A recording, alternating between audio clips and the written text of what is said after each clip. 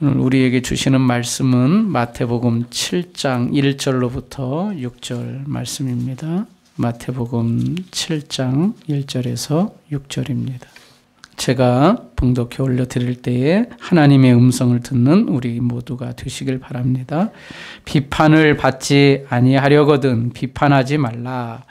너희가 비판하는 그 비판으로 너희가 비판을 받을 것이요 너희가 헤아리는 그 헤아림으로 너희가 헤아림을 받을 것이니라. 어찌하여 형제의 눈 속에 있는 티는 보고 내 눈 속에 있는 들보는 깨닫지 못하느냐. 보라, 내 눈 속에 들보가 있는데 어찌하여 형제에게 말하기를 나로 내 눈 속에 있는 티를 빼게 하라 하겠느냐.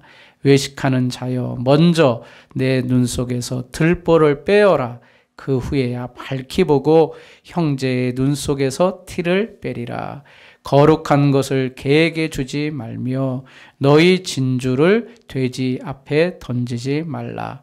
그들이 그것을 발로 밟고 돌이켜 너희를 찢어 상하게 할까 염려하라. 아멘. 오늘 말씀을 통하여서 나로부터 시작하라, 이런 제목으로 함께 하나님의 음성을 듣고자 합니다. 여러분, 오늘 말씀 읽으면 비판하지 말아야겠다, 그런 생각이 먼저 드시죠. 1절에 그렇지 않습니까? 비판을 받지 아니하려거든 비판하지 말아라. 그건 결국에는 내가 한 비판 그대로 나에게 돌아온다, 그런 의미의 말씀을 하고 계십니다.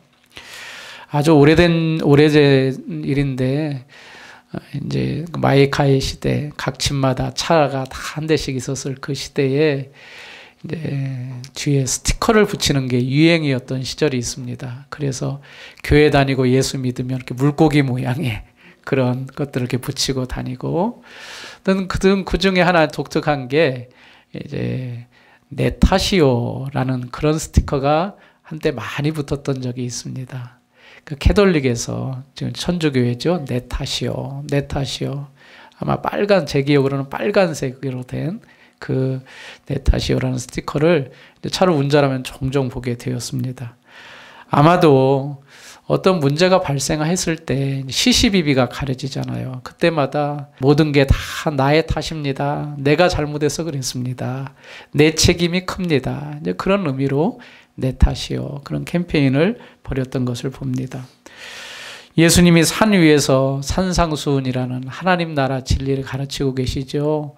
오늘 7장으로 넘어오면 비판을 받지 아니하려거든 비판하지 말라, 그렇게 가르치고 계십니다. 우리가 여기서 혼동하지 말아야 될 게 있습니다. 비판과 비난이 다른 겁니다. 여기서 비난하지 말라가 아니라 비판하지 말라, 그렇게 말하고 있습니다.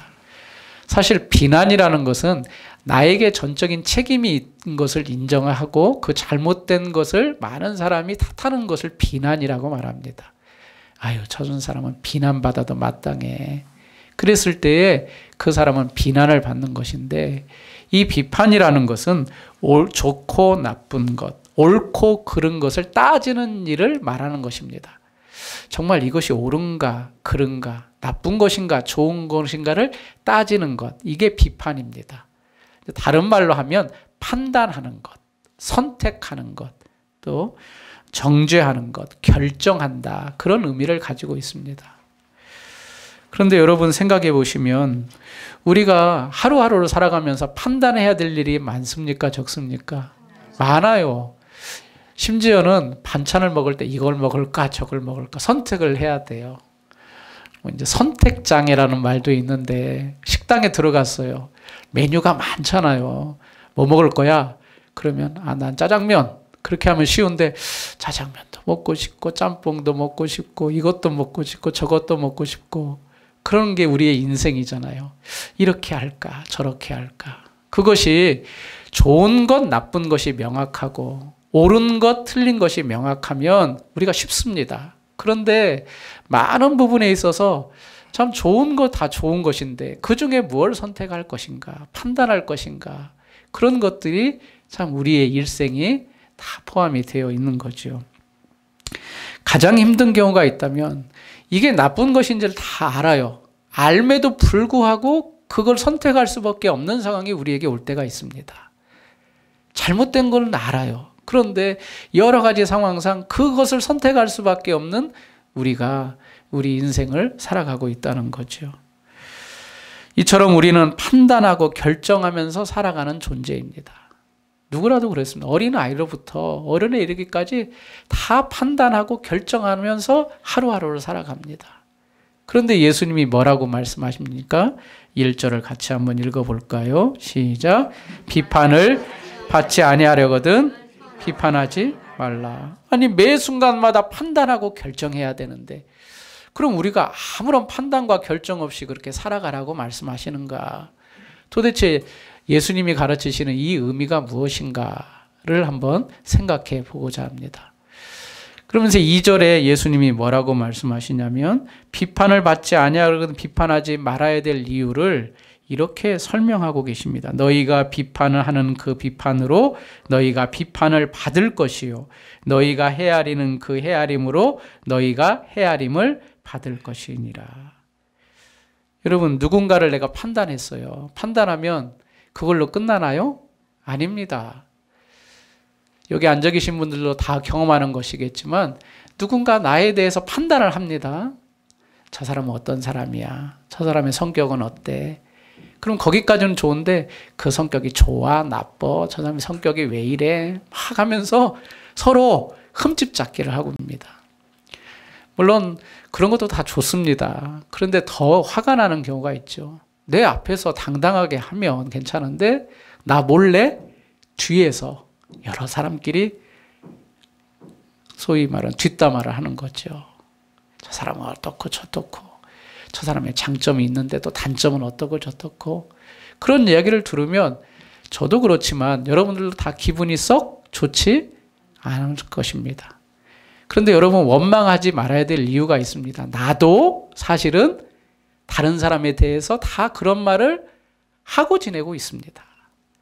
나도 다른 사람에 있어서 비판받고 판단받지만 나도 남을 향하여서 알게 모르게 많은 흠집을 잡고 약점을 말하고 또 심지어는 시기하고 질투하고 못되게 하는 경우들이 있다는 것을 우리 자신이 스스로 알고 있습니다. 그래서 어떤 사람들은 이 비판을 전서구와 같다 그렇게 말을 합니다. 전서구 아마 처음 들어보실 겁니다. 전서구란 말은 이런 겁니다. 그 예전에 우리 통신이 발달되지 않았을 때에 전쟁이나 그러한 것들이 일어나면 비둘기 한 마리에다가 다리에다가 편지를 써가지고 메어가지고 비둘기를 보내는 것 이게 바로 전서구입니다. 소식을 전하는 비둘기라는 뜻에서 전서구. 그럼 그 비둘기가 상대방에게 갔다가 그대로 있나요? 아니죠. 간 비둘기는 다시 또 메시지를 받아가지고 나에게로 그대로 옵니다. 마치 비판이 그렇다는 것입니다. 나도 비판을 하지만 그 비판은 그대로 나에게 오기 때문에 너희들은 비판을 하지 말아라. 예수님께서 그렇게 설명하시는 겁니다. 그렇다면 비판을 당하지 않기 위해서 우리는 전적으로 비판하지 말아야 될 것인가? 그건 아닙니다. 왜냐하면 우리는 하나님의 형상을 닮아서 지성과 의지를 가지고 있습니다. 즉 생각을 한다는 존재이기 때문입니다. 우리는 생각하는 존재잖아요. 동물과 다르게. 그렇기 때문에 무엇을 보면 비판을 하는 게 당연합니다. 자연스러운 겁니다. 나쁜 거는 나쁜 거대로, 좋은 거는 좋은 거대로, 틀린 거는 틀린 거대로, 또 내가 하고 싶은 거는 내가 하고 싶은 대로 판단하면서 결정하면서 가는 게 사람의 인생입니다. 어떻게 비판하지 않고 살아갈 수가 있습니까? 그런데 여기에서 이제 주목해야 될 부분이 이제 하나하나씩 등장하는데, 그럼 왜 예수님이 우리에게 당연히 판단해야 될 존재고 비판하면서 살아갈 존재인데 비판하지 말아야 되는가? 그것을 2절 말씀을 보면서 다시 한번 생각하게 합니다. 2절을 함께 읽어보실까요? 시작. 너희가 비판하는 그 비판으로 받으시오. 너희가 헤아리는 그 헤아림으로 너희가 헤아림을 받을 것입니다. 그런데 여기에 보면 누가 우리를 비판하고 헤아리는가는 빠졌지요. 주어가 빠졌습니다. 여기에 중요한 대목이 있는데 하나님이 우리에게 그렇게 하신다라는 것입니다. 물론 사람에게도 비판받지만 하나님께서 우리가 비판한 그대로 하나님께서 갚아주신다라는 것입니다. 그러니까 내가 하는 결정이 중요하겠습니까? 중요하지 않겠습니까? 중요한 겁니다. 아이고, 내가 한 대로 저 사람이 나를 비판하니까 하지 말아야지. 그런 의미도 있지만 내가 판단한 그대로 하나님도 나를 판단하신다는 겁니다. 그러니까 더 엄중하지요. 그러니까 내가 하나하나 선택하고 결정하는 일이 특별히 선과 악, 옳고 그름, 그런 것에 대해서 하나님도 그대로 나에게 적용하시며 판단하시니 우리가 하나하나 모든 일을 결정할 때에 신중할 수밖에 없고 두려운 상태로 아주 겸손하게 그 일들을 판단해야 된다는 것을 가르치고 있습니다. 어떤 유명인이 최근에 자기가 졸업한 대학 졸업식에 가서 노래도 부르고 또 이제 졸업하는 후배들에게 이렇게 말을 했더라고요. 여러분 하고 싶은 대로 다 하세요. 마음껏 하세요. 인생은 여러분의 것입니다. 그렇게 이제 하면서 자신감을 불어넣어 주더라고요. 그렇습니다. 우리는 하고 싶은 것, 원하는 것, 또 우리의 짧은 인생이지만 그곳에서 성취하고 싶은 것 다 판단하면서 우리가 결정하면서 하는 게 우리의 인생입니다. 그런데 하나, 그 결정 앞에 우리가 엄중하게 생각해야 될 것은 그 결정한 것을 누가 보고 계신다? 하나님이 보고 계시고 또 우리가 결정한 그 결정한 이유를 가지고 우리에게 그대로 적용해 주신다는 겁니다. 내가 하고 싶은 것들이 하나하나씩 다 비판받는다면 그러면 여러분 이런 생각이 들 것입니다. 그러면 나 아무것도 안 할래요. 그럴 수 있잖아요. 나 아무것도 안 할래요. 하나님이 내 비판을 그대로 받고 내 하나님이 비판하신다면 나 아무것도 안 하고 그냥 가만히 있으면서 살래요. 그렇게 생각할 수도 있죠. 그러나 그것은 아닐 것입니다. 우리가 이 땅을 살아가면서 모든 일을 해야 되는데 그 일에 결정하는 데 있어서 중요한 부분이 무엇인가를 우리에게 가르치고 있는 것입니다. 사실 오늘 말씀을 좀 이해하기 위해서는 같은 내용에 담긴 누가복음 6장의 말씀을 이해하는 게 필요합니다. 거기에 보면 예수님께서 이제 이웃에 대해서 이야기를 하면서 오늘 말씀, 비판에 대한 말씀을 이어가시는데 이 비판의 말씀을 이어가시면서 조금 더 풍성하게 우리에게 설명을 합니다. 누가복음 6장 37절에 비판하지 말라. 그리하면 너희가 비판을 받지 아니할 것이요. 정죄하지 말라. 그리하면 너희가 정죄를 받지 않을 것이요. 용서하라. 그리하면 너희가 용서를 받을 것이다. 그렇게 말하고 있습니다. 용서하라. 그리하면 너희가 용서를 받을 것이다라는 말이 첨부되어 있습니다. 그런데 이 6장 37절 바로 앞절에 예수님께서 뭐라고 말씀하시냐면 너희 아버지의 자비로우심과 같이 너희도 자비로운 자가 되라. 그렇게 말씀하십니다. 그러니까 오늘은 그런 말씀이 없는데 누가복음에 보면 이 비판하지 말라는 말씀 앞에 너희 아버지의 자비로우심과 같이 너희도 자비로운 자가 되라. 이게 그러면 연결해 보면 무슨 뜻일까요? 우리가 남을 판단하고 정죄하고 남의 잘잘못을 가리기 전에 어떤 마음을 가지라는 겁니까? 자비로운 마음을 가지고 그를 바라보라는 이야기입니다. 자비로운 마음을 가지고. 자비로운 마음이라는 것은 여러 말로 설명할 수 있죠. 그를 사랑하는 마음, 그를 긍휼히 여기는 마음. 이 세상을 보면 상대방을 비판할 때, 판단할 때 너무나도 엄격한 것을 볼 수 있습니다. 요즘에 이제 4월에 국회의원 선거를 하기 때문에 요즘에 한참 공천을 받는 그런 과정이 정치계에서 이슈가 되고 있습니다. 이제 그 당의 공천을 받으려면 경쟁자를 또 이겨야 되잖아요. 이겨야 되는데 그 경쟁자를 이기기 위해서는 그 경쟁자의 잘못을 들춰내야 되고 나는 그들보다 더 낫다는 것을 드러내야 되잖아요. 그러니까 얼마나 그 현실이 냉혹합니까? 다시는 보지 않을 것처럼 아주 사나운 일이처럼 그를 공격합니다. 어떻게 저런 사람이 국회의원이 될 수 있습니까? 아주 막 하나하나 그의 과거 하나하나 행적 따져가면서 음주운전도 했고 뭣도 했고 이런 사람이 어떻게 국민의 대표가 될 수 있습니까? 그렇게 아주 냉철하게 판단을 하죠. 물론 판단은 공적인 판단은 이렇게 정확하게 해야 됩니다. 그런데 생각해 보십시오. 이런 약점들이 나에게는 해당이 안 될까요? 사실 시간이 흐르고 나면 나도 그러한 실수할 때가 있습니다. 죄를 지을 때가 있지요. 허물이 많이 나에게 해당될 때가 있습니다. 그때 그 사람들도 나를 그렇게 공격할 것 아닙니까? 우리가 남을 판단할 때 자비로움을 잃지 말아야 될 딱 하나의 이유가 있다면 내 자신도 허물이 많고 연약한 존재라는 사실 때문입니다. 내가 공격할 때는 나는 다 완성된 사람 같고 완벽한 사람처럼 공격을 하지만 알고 보면 나도 그 사람처럼 약점이 많고 허물이 많고 죄지었던 것도 많고 그 사람 앞에서 부끄러울 수밖에 없는 존재라는 것을 인정을 하라는 겁니다. 아까 비판을 하면 누가 우리를 비판하신다 그랬죠? 하나님이. 여러분 생각해 보십시오.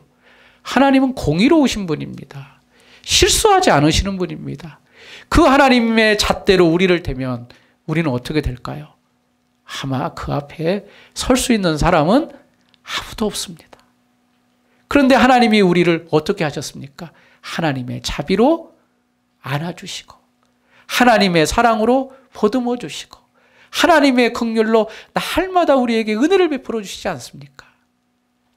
너희도 마찬가지다.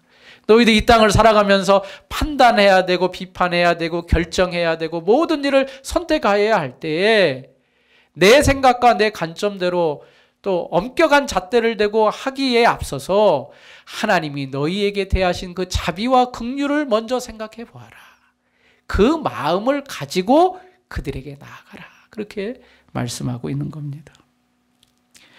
판단하는 여러분이 만약에 비판받을 자리에서 섰다고 생각하시면 그때마다 생각하죠. 하나님 저 잘못했습니다.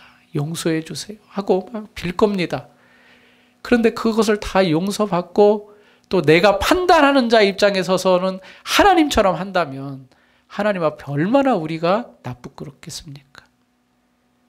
우리 1만 달란트 용서받은 자의 모습을 알지 않습니까? 거기에 비해는 하찮이 자기에게 빚진 것이 적은 그 사람에게 멱살을 잡으면서 내 돈을 갚으라고 하는 그런 얼토당토하는 일을 우리가 벌이는 것은 잘못되었다고 지금 우리에게 가르치고 계시는 겁니다. 그러면서 누가복음에 아까 6장 37절 말씀을 했는데 6장 38절로 넘어가면서 예수님이 이렇게 가르치십니다. 주라 그리하면 너희에게 줄 것이니 곧 후이되어 누르고 흔들어 넘치도록 하여 너희에게 안겨주리라. 너희의 헤아리는 그 헤아림으로 너희도 헤아림을 도로 받을 것이니라. 주라. 너희가 용서하고 비판받을 때 긍휼의 마음으로 그런 마음으로 그 사람을 대하라. 주면 하나님께서 너희에 줬던 그 헤아림으로 너희에게 다시 갚아주실 것이다. 우리가 이웃을 향하여서 이런 용서의 마음을 가지고 긍휼의 마음을 가지고 자비의 마음으로 비판하면 그 사랑이만 담긴 마음으로 비판을 하면 하나님께서도 우리를 비판할 때 긍휼로 비판을 하실 것인데 그렇지 않고 비판하면 그대로 너희가 당할 것이다. 이렇게 말씀하고 있습니다. 사도 바울이 갈라디아서 6장 1절에 형제들아 사람이 만일 무슨 범죄한 일이 일어나거든 신령한 너희는 온유한 심령으로 그러한 자를 바로잡고 내 자신을 돌아보아 너도 시험을 받을까 두려워하라. 어떤 범죄한 일이 발생했습니다. 그럼 그 범죄한 것 때문에 우리가 비난을 하고 비판을 하죠. 그런데 그런 것들 이후에 너희도 시험을 받을까 두려워하라. 너희 자신을 또 돌아보라는 겁니다. 그렇습니다. 우리는 무엇이든지 할 수 있습니다. 어떤 일이든지 비판과 판단을 하면서 살아갑니다. 그런데 그보다 먼저 하나님이 우리에게 행하신 일을 기억하고 그 상대방에게 긍휼과 자비의 마음을 가지면서 그 일을 선행하라. 그렇게 말씀하고 있는 거죠. 우리 주안의 교회 성도님들은 이번 한 주간 어떤 모든 일을 당할 때 하나님의 자비하심과 같은 그런 마음을 먼저 갖고 그 일들을 행하는 여러분이 되시길 간절히 바랍니다. 그러면서 예수님은 우리가 너무나도 잘 알고 있는 비유로 우리에게 쉽게 설명을 해주고 계십니다. 3절과 4절 같이 읽겠습니다. 어찌하여 형제의 눈 속에 있는 티는 보고 내 눈 속에 있는 보라 내 눈 속에 있는 들보가 있는데 나로 내 눈 속에 있는 티를 빼게 하려 여기 들보라는 것은 집을 짓는 데 있어서 큰 나무를 말합니다. 보통 대들보라고 말하죠. 정말 어마어마하게 강하고 큰 나무. 그런 티는 거기에 비하면 어떻습니까? 너무나도 너무나도 작은 것입니다. 눈에 보이지도 않는 것. 내 안에는 이런 들보가 가득하고 있는데 남에는 티 하나. 그런데 나는 내 자신을 돌아보지 못하고 남의 티는 아주 크게 부각을 시켜서 야, 네 눈 속에 티가 있는데 빨리 빼내야지. 지금 뭐 하고 있는 거냐고 큰 소리 친다는 겁니다. 생각해 보면 내 자신의 허물이 더 클 때가 있습니다. 내가 더 죄가 많을 때가 있습니다. 우리나라 속담에도 그런 말이 있죠. 적반하장이라는 말도 여기에 포함이 될 거고, 또 하나는 똥 묻은 개가 겨 묻은 개에 나무란다. 자기가 더 크고 냄새 나는데 조그마한 겨 하나 묻었다고 그것을 나무라면서 혼내는. 나는 잘났고 너는 부족하다는 인식을 가지고 거침없이 쏟아내는 사람들이 많다는 것입니다. 여러분, 교회 안에도 그렇습니다. 들보가 가득한데 자기 잘못은 아무렇지도 않게 생각하고 남의 작은 잘못 하나를 해서 그 사람을 힘들게 하고 정죄하고 책망하고 이런 일들이 교회 안에도 있다는 것을 우리는 봅니다. 그래서 여기서 중요한 하나님 나라 진리 하나를 배우는데 그게 뭐냐면 먼저 내 자신을 돌아보라 라는 말씀을 가르치고 있습니다. 먼저 내 자신을 돌아봐야 됩니다. 여러분, 우리가 지난주에 먼저 그의 나라와 그의 의를 구하라 그랬잖아요. 먼저 그의 나라와 그 의를 구하는데 먼저 그 나라와 그 의를 구하기에 앞서서 우리가 해야 될 첫 번째 자세가 바로 나를 돌아보라는 겁니다. 나는 어떤 자인가? 나는 다른 사람 앞에 책망받을 수 있고 다른 사람보다 더 큰 죄를 지은 사람일 수 있다는 전제하에 항상 무슨 일을 하기에 앞서서 나는 어떤 사람인가? 여러분이 믿는 하나님은 자비로우신 하나님이십니다. 그 자비로우신 하나님이 우리를 용서해 주셨습니다. 그렇다면 우리가 다른 사람을 정죄하고 판단하기 전에 먼저 해야 될 것은 내가 하나님 앞에 용서받은 사람이구나.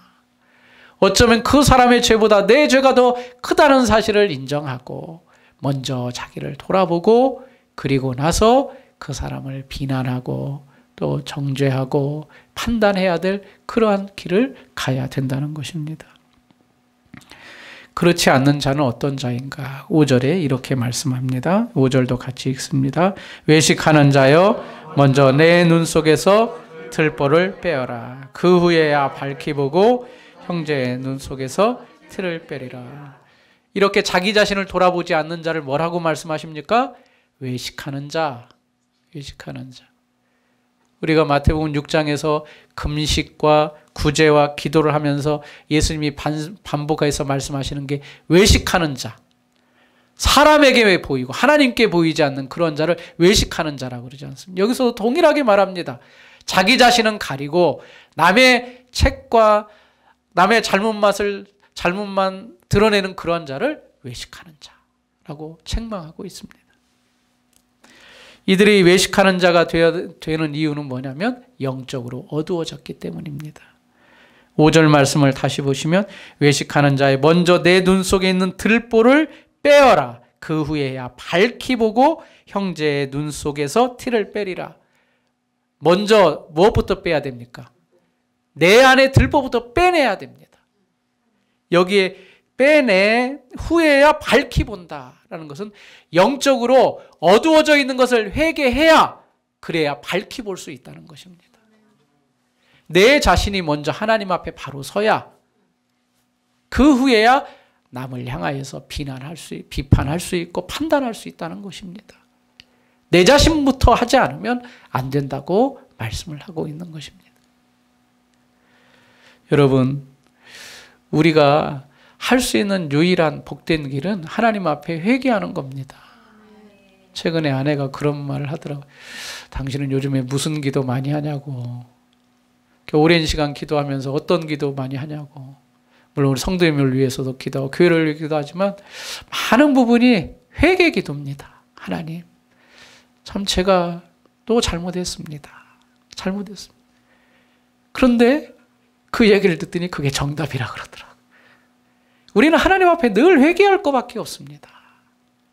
물론 우리가 예수를 믿고 구원받은 하나님 백성이지만 하루하루 살아가지만 그러나 은혜로 살아가는 것이지 우리가 하나님 앞에 참 내세울 것이 없다는 것을 매일 확인하면서 살아갑니다. 기도하다 보면 참 재미있는 것이요. 과거에 지었던 죄들이 계속 떠오릅니다. 물론 최근에 지었던 죄, 오늘 지었던 죄도 있지만 과거에 지었던 잘못들. 또 그때마다 생각날 때마다 또 회개합니다. 주여, 그때 제가 또 잘못했지요. 하나님께서 원하시는 것은 먼저 그의 나라와 그의 의를 구하는 것인데 먼저 그 나라와 그 의는 내 능력과 내 힘으로 되는 것이 아니라 사실은 나의 회개부터 출발할 때에 그 하나님의 나라와 의를 이룰 수 있다는 것을 우리에게 말씀해 주십니다. 사랑하는 성도님들, 우리가 많은 사람과 연관되어 살아갑니다. 그때마다 그 사람과의 관계도 있지만 나는 하나님 앞에 살아가는 사람임을 꼭 잊지 마십시오. 하나님이 내가 행한 대로 그대로 갚아주신다는 것을 꼭 기억하십시오. 그때마다 내가 그 사람을 마치 하나님처럼 정죄하고 판단하는 것이 아니라 하나님이 나에게 하신 그 마음을 깨닫고 회개하며 긍휼을 입은 사람답게 다른 사람을 대하며 하나님의 자비하심으로 나아가는 그런 성도들이 되셔야 될 줄 믿습니다. 그러면서 마지막 6절에 이렇게 마무리를 해주고 계십니다. 같이 읽겠습니다. 거룩한 것을 개에게 주지 말며 너의 진주를 돼지 앞에 던지지 말라.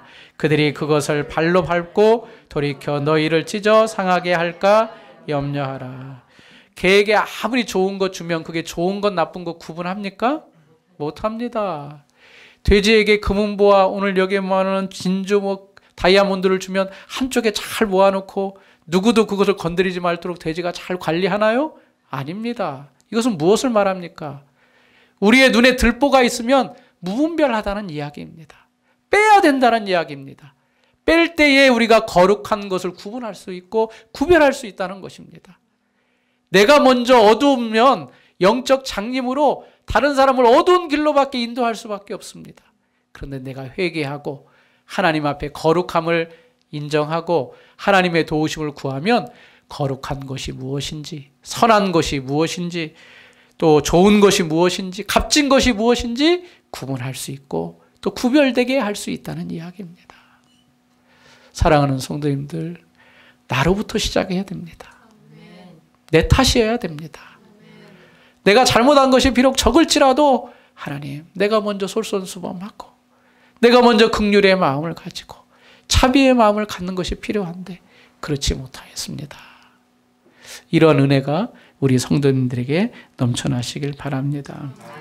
그래서 오늘 말씀을 정리하면서 우리에게 주시는 영적 교훈 두 가지를 한번 생각해 보려고 합니다. 첫째로는 한번 따라서 해볼까요? 내 자신의 어두움을 늘 벗겨내야 됩니다. 사도 바울이 고백하기를 나는 죄인 중에 괴수다 그렇게 말했습니다. 아니 그렇게 주님의 일을 감당하고 능력 있게 감당했던 사도 바울은 늘 자기 자신을 죄인 중에 괴수라고, 괴수는 우두머리거든요. 만약에 사도 바울이 그렇게 고백했다면 여러분들과 저는 어떤 고백이 될까요? 하나님, 저는 죄인 중에 더 괴수입니다. 말할 수 없는 괴수입니다.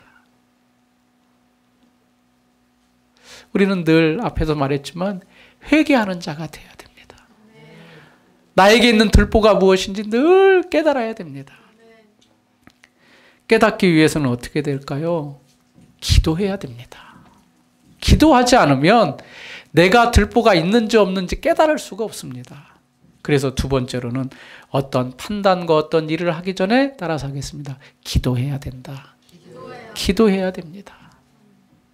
늘 내게 있는 모습을 벗겨내야 되는데 어떻게 벗겨내야 될까?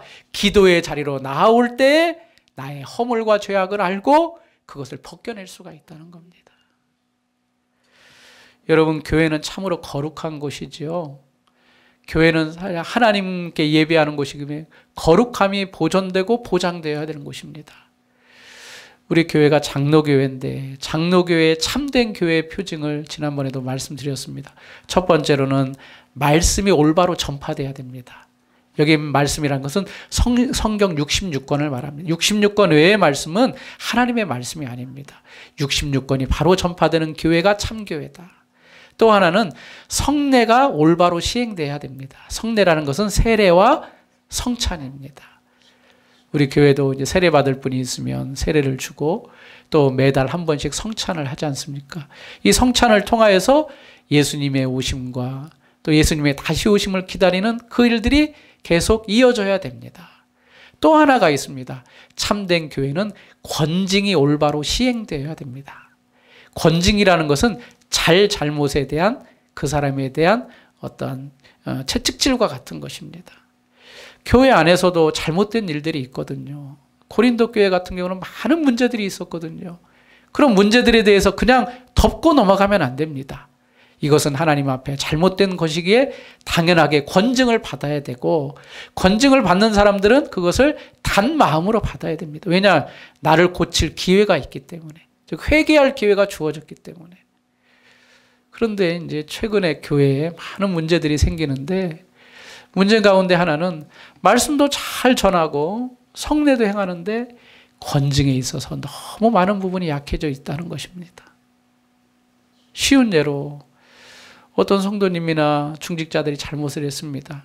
그리고 교회에서 그 잘못을 드러내면서 그 성도나 또 중직자에게 이렇게 할 것을 권면합니다. 그러면 그분들이 겸손한 마음으로 자기 죄를 인정하고 받아들여야 되는데 어떻습니까? 교회를 떠나버립니다. 그리고 다른 교회로 가버립니다. 그 교회에서는 전혀 자기의 과거를 숨깁니다. 아마 우리 주변에도 그런 분들이 한두 번씩 다 있을 겁니다. 새로운 교회에서는 새로운 또 열심히 있는 분이 오니까 얼마나 반갑겠습니까? 그런데 그것이 교회의 참모습이 아니다.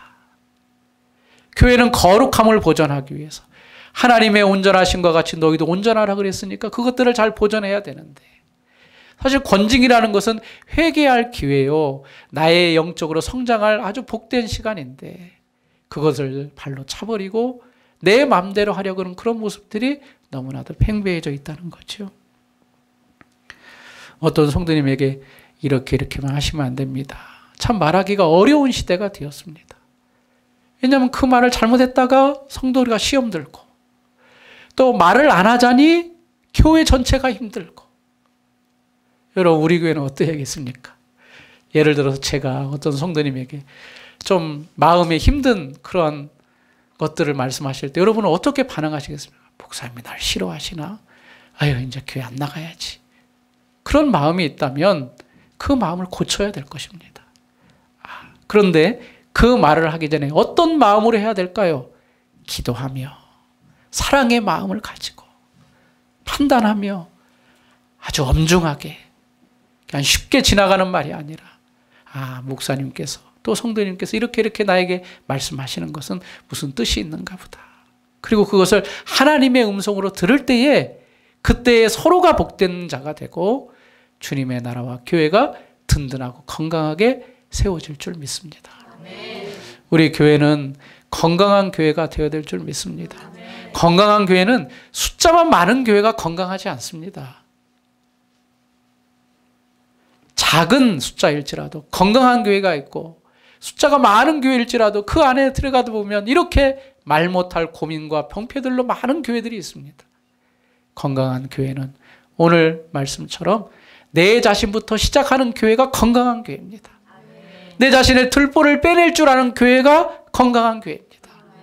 기도로 준비하고 서로 판단할 때 조심스럽게 하나님께서 나에게 판단하실 것을 기대하면서 아주 조심스럽게 판단하고 평가하고, 그러니까 내 말 한마디 한마디가 참 중요한 거죠. 그냥 농담하고 쉽게 지나가는 이야기가 농담일 수 있다고 생각하지만 한편으로는 그 농담이 그 사람의 심령을 상하게 할 수 있거든요. 그래서 우리 교회는 건강하게 참으로 하나님이 주시는 말씀이라는 것을 단 마음으로 받고, 또 내가 고쳐야 될 부분들을 하나님 앞에 또 사람 앞에 고쳐나가서 우리의 신앙이 하나님과 사람 보기에 너무나도 올바르고 칭찬받는 그런 성도들로 세워지길 주님의 이름으로 축원합니다. 사랑하는 성도님들, 우리는 누굽니까? 하나님의 나라와 의를 이루어가는 주님의 일꾼들입니다. 하나님과 같이 한없는 자비와 긍휼이 있어야 됩니다. 그렇다고 모든 것을 다 포용해서는 또 안 됩니다. 잘못된 거는 잘못됐다고 말할 수 있어야 됩니다. 그런데 그보다 먼저 우리가 긍휼과 사랑의 마음을 가지고 성도를 사랑하는 마음으로 그 일을 해야 됩니다. 두 가지 마음, 긍휼과 사랑의 마음을 가지고 또 거룩함을 보존하려는 그런 마음으로 그렇게 할 때에 하나님이 기뻐하시는 교회로 세워질 줄 믿습니다. 여러분 기도합시다. 특별히 어려운 일이 있을 때 더 기도합시다. 그 성도를 위해 또 기도해 줍시다. 그 성도가 온전하게 세워지도록 그렇게 하여서 이 교회가 하나님이 칭찬받는 교회, 또 내 자신도 그러함으로 믿음이 성장하는 복된 한 주간이 되시길 바랍니다. 누구로부터 시작합니까? 나로부터 기도하겠습니다. 하나님 아버지 감사합니다. 나는 내가 잘났다고, 참 나는 무흠하다고 생각하지만 돌이켜보면 그 사람보다 내가 더 허물이 많고 고쳐야 될 것이 많고 하나님 앞에 책망받아야 될 것이 많은 자임을 깨닫습니다. 늘 잊지 않도록 해 주옵소서. 오늘 말씀처럼 내 안에 들보를 먼저 빼낼 수 있는 저희들이 되게 해 주옵소서. 날마다 주님 앞에 기도의 자리로 나오게 해 주시고 그를 통하여서 내 눈이 밝아지게 해 주시고 하나님의 자비하심을 본받아 그 자비하심으로 성도를 향하여 기도하며 또 그를 바른 길로 인도할 수 있는 은혜를 허락해 주옵소서. 하나님, 우리 교회가 건강한 교회가 되기를 원합니다. 그렇게 하여서 믿음이 올바로 자라는 성도들이 더 많아지게 해 주옵소서. 감사드리며 예수님 이름으로 기도하옵나이다. 아멘.